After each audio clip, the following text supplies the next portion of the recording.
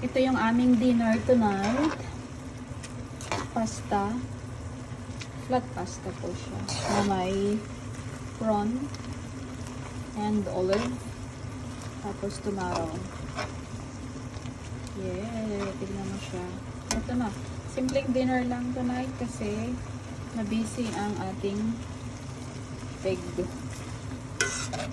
Ganito lang. Ganito lang siya. Pasta na yan, di ba? May prawn, tomato lang, olive. Garlic lang po yan. Tapos butter and olive oil.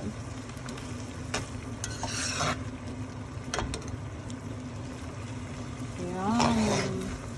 Ang sarap po pag ganito lang yung luto ng pasta. Tignan mo naman siya. Oh. Diba? Tapos mayroon tayo mixed herbs na nilagay. Mixed herbs po. Tara, kain tayo!